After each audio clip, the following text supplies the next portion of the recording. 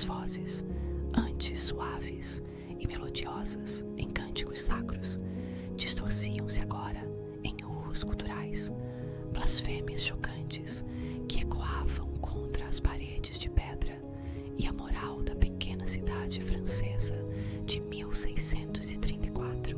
Não eram vozes humanas, eram vozes que pareciam vir de um lugar sombrio, proferindo palavras em línguas desconhecidas, incompreensíveis, mas carregadas de uma raiva palpável.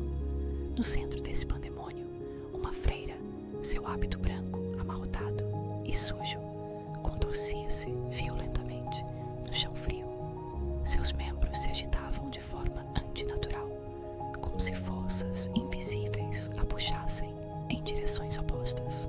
Os olhos revirados mostravam apenas o branco, e de sua boca, que espumava, saíam ameaças diretas e horripilantes contra o padre Urbain Grandier. Ela o acusava de bruxaria com uma intensidade que parecia vir de outro mundo, seus dedos trêmulos apontando para o padre com uma certeza assustadora. Padre Grandier observava a cena com uma calma tensa, quase imóvel. Seus olhos, usualmente tão expressivos e cheios de vida, estavam fixos nas freiras, um misto de ceticismo e uma apreensão crescente em seu rosto. Ele não proferia uma palavra. Sua postura era de quem observava um espetáculo macabro, tentando decifrar um enigma complexo. Não havia pânico em seu semblante, mas sim uma profunda inquietação, como se soubesse que aquele caos estava de alguma forma ligado a ele, mas de uma maneira que ainda não conseguia compreender totalmente. A serenidade em meio à histeria era quase perturbadora. Loudun, outrora uma cidade pacata e conhecida por sua tranquilidade, havia se transformado em palco de um drama sombrio. A fé, que deveria ser o pilar da comunidade, parecia ter se desintegrado em meio a acusações e uma histeria coletiva que varria a razão. As pessoas cochichavam, apontavam, e o medo se espalhava como uma doença. As freiras, antes símbolos de pureza e devoção, eram agora figuras distorcidas, possuídas por algo maligno, e suas palavras tinham o peso de uma verdade irrefutável para muitos. O ar na capela ficou ainda mais denso quando, em um movimento quase coreografado, várias freiras, ainda em transe, ergueram-se ou se contorceram para apontar seus dedos acusadores diretamente para Grandier. Os olhos delas, fixos nele, pareciam selar seu destino de uma forma irreversível. A acusação não era mais sussurrada, era gritada, visualizada, e parecia vir de uma força maior que as próprias freiras. O silêncio do padre Urbain Grandier era a única resposta àquela avalanche de condenações.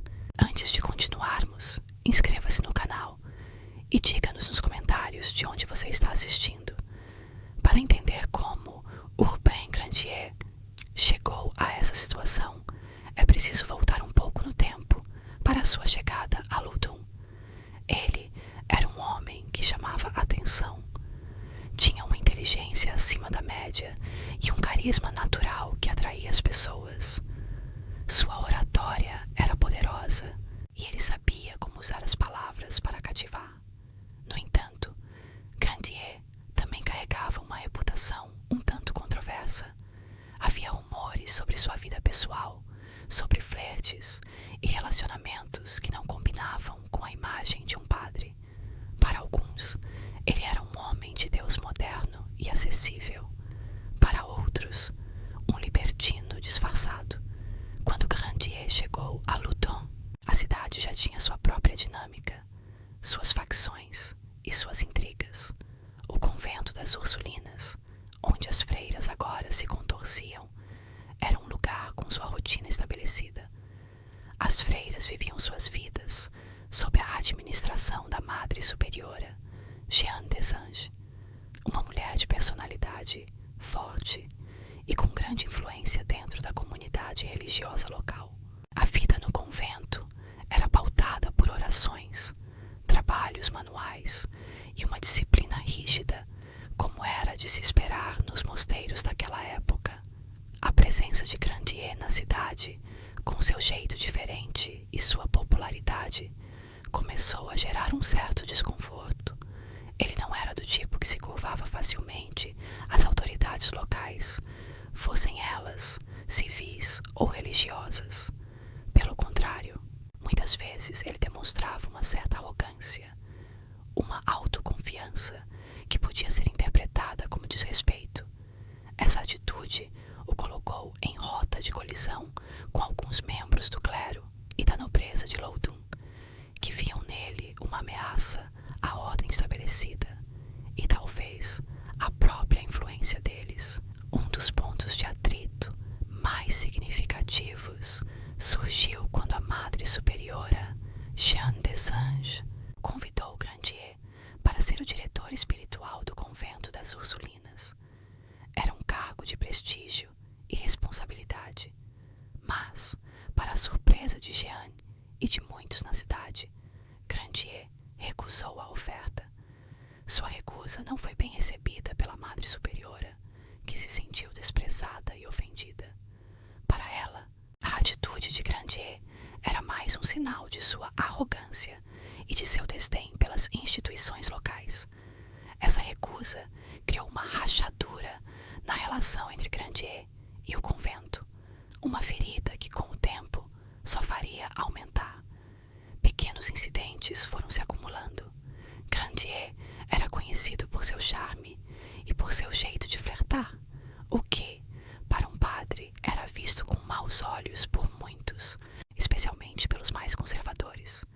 Sua ausência em certas cerimônias importantes ou sua participação de forma desinteressada foi interpretada como falta de respeito. Cada atitude, cada palavra mal colocada ia construindo uma imagem negativa dele aos olhos de seus opositores. O terreno em Loudun estava fértil para plantações de discórdia. A inveja e a rivalidade política eram elementos constantes na vida da cidade. Havia facções que disputavam poder e influência, e Grandier, com sua personalidade forte e seu intelecto afiado, acabou se tornando um peão, ou talvez um alvo nesse jogo. Seus inimigos não eram apenas os religiosos ofendidos, mas também aqueles que viam nele um obstáculo para seus próprios interesses. A recusa em ser diretor espiritual, os flertes, a suposta arrogância, tudo isso se somou para criar um cenário onde as acusações, por mais absurdas que parecessem, encontrariam eco e seriam prontamente acreditadas por muitos. A tensão em Loudun era palpável, e a cidade parecia esperar apenas uma faísca para explodir.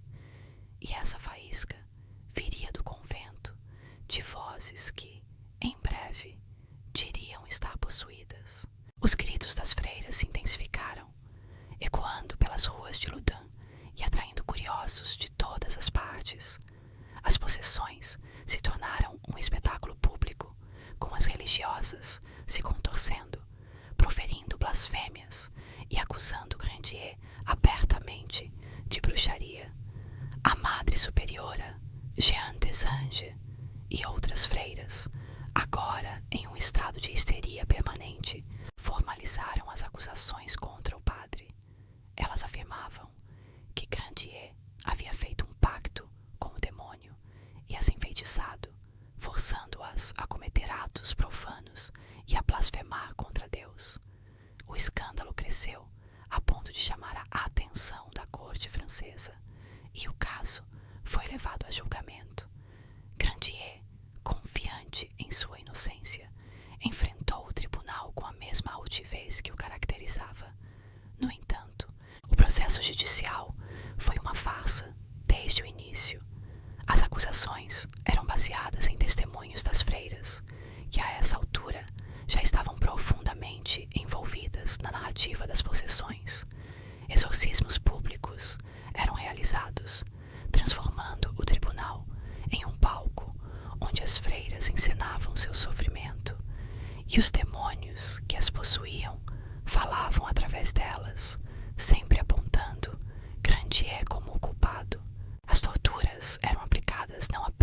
Grandier, mas também às próprias freiras, com o objetivo de provar a veracidade da possessão e a culpa do padre.